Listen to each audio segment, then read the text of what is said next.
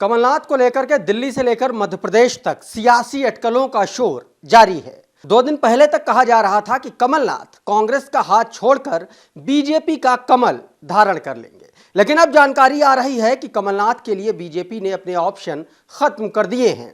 यानी हो सकता है कि अब कमलनाथ बीजेपी में न जाएं। हालांकि कहा यह भी जा रहा है कि उनके बेटे नकुल नाथ भारतीय जनता पार्टी में शामिल हो सकते हैं और उस पर विचार चल रहा है। लेकिन सवाल यह नहीं है, सवाल यह है कि कमलनाथ या फिर उनके बेटे बीजेपी में जा रहे हैं तो क्यों जा रहे हैं, और सवाल यह है कि ऐसी चर्चाएं क्यों शुरू हुई, ये नौबत क्यों आई कि कमलनाथ और उनके बेटे नकुल नाथ भारतीय जनता में जा रहे हैं या जा सकते हैं। ये नौबत कांग्रेस के भीतर क्यों आन पड़ी, बीजेपी से नजदीकियां बढ़ाने के पीछे आखिर कमलनाथ के क्या कारण हैं। आज के इस एक्सप्लेनर में उन्हीं घटनाओं का जिक्र करेंगे जिनकी वजह से किसी दौर में जब इंदिरा गांधी ने कमलनाथ के लिए कहा था कि वो उनके तीसरे बेटे हैं, तो क्या इंदिरा गांधी का तीसरा बेटा आज बीजेपी से नजदीकियां बढ़ा रहा है, तो उसके पीछे आखिर कारण क्या है। नमस्कार, मेरा नाम प्रशांत है और आप देखना शुरू कर चुके हैं डेली लाइन का एक्सप्लेनर। मध्य प्रदेश के पूर्व मुख्यमंत्री कमलनाथ और उनके सांसद बेटे नकुलनाथ के कांग्रेस से मोहभंग होने और बीजेपी में शामिल होने के कयास तो लगाए जा रहे हैं, लेकिन उन कयासों के कारणों पर चर्चा ना के बराबर हो रही है। माना यह जा रहा है कि मध्य प्रदेश विधानसभा चुनाव में कांग्रेस की हार के बाद कमलनाथ और राहुल गांधी के बीच दूरियां बढ़ गई थीं।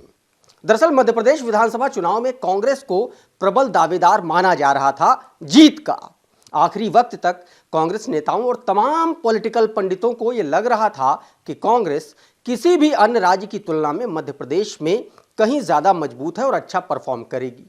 लेकिन कांग्रेस मध्य प्रदेश के विधानसभा चुनाव में बहुत बुरी तरीके से हारी। इस चुनाव में कांग्रेस ने अपने नेता रणदीप सुरजेवाला को पर्यवेक्षक बनाया था। उन्होंने आलाकमान को रिपोर्ट सौंपी कि कमलनाथ का सॉफ्ट हिंदुत्व का जो कार्ड था वो बीजेपी का मुकाबला नहीं कर पाया। इसके अलावा कांग्रेस की गुटबाजी भी इसकी बड़ी वजह बनी। नतीजा आपके सामने है कि इस बार के विधानसभा चुनाव में कांग्रेस की हार हुई और सारा ठीक रहा।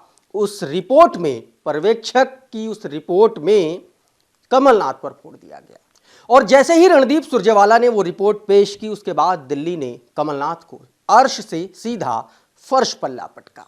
कमलनाथ को पार्टी ने प्रदेश अध्यक्ष पद से तो हटाया ही, साथ ही उन्हें नेता प्रतिपक्ष तक बनने का मौका नहीं दिया। वो भी तब जब लोकसभा चुनाव 2024 सिर पर है और कहा यह जा रहा है कि मध्य प्रदेश में हार के बाद राहुल गांधी का व्यवहार भी कमलनाथ के प्रति बेहद रूखा रहा। ऐसे में माना यह जा रहा है कि कमलनाथ ने अपने तेवर दिखाने के लिए यह फैसला लिया। हालांकि उनके बीजेपी में जाने पर अभी भी सस्पेंस बरकरार है। और दूसरा कारण यह भी है कि कमलनाथ के बेटे नकुल नाथ पिछली बार का लोकसभा चुनाव बेहद कम मार्जिन से जीते थे।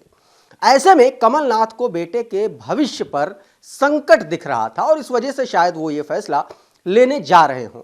हालांकि कहा यह भी जा रहा है कि एमपी में हार के बाद राहुल गांधी के करीबी रहे जीतू पटवारी को जब प्रदेश कांग्रेस की बागडोर सौंपी गई तो कमलनाथ से राय मशविरा तक नहीं लिया गया और कमलनाथ इससे नाराज थे।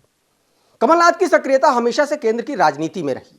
2018 के विधानसभा चुनाव से ठीक पहले उन्हें मध्य प्रदेश में भेजा गया था। जब सरकार चली गई तो लगा कि उन्हें फिर से दिल्ली बुला लिया जाएगा। इससे उलट पार्टी ने उन्हें मध्य प्रदेश में ही उलझाए रखा। 2023 के विधानसभा चुनाव में हार के बाद कमलनाथ फिर दिल्ली जाना चाहते थे, लेकिन पार्टी ने उनकी एक बार फिर नहीं सुनी।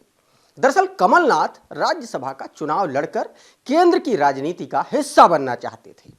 उन्होंने कांग्रेस विधायकों के लिए एक डिनर भी रखा था। तब पार्टी ने मध्य प्रदेश से राज्यसभा के लिए सोनिया गांधी को चुनाव लड़ने का आग्रह किया। जब सोनिया गांधी ने राजस्थान को चुना तो दिग्विजय सिंह के समर्थक रहे अशोक सिंह को राज्यसभा का उम्मीदवार बना दिया गया और यही बात कमलनाथ को सबसे ज्यादा आखर गई। कुल मिलाकर फिलहाल अभी तक तस्वीर साफ नहीं है, लेकिन अगर कमलनाथ ऐसा फैसला लेते हैं तो मध्य प्रदेश कांग्रेस को लोकसभा चुनाव से पहले एक बड़ा और तगड़ा झटका लगना तय माना जा रहा है। आज के इस खास एक्सप्लेनर में इतना ही, लेकिन आप बने रहिए डेली लाइन के साथ।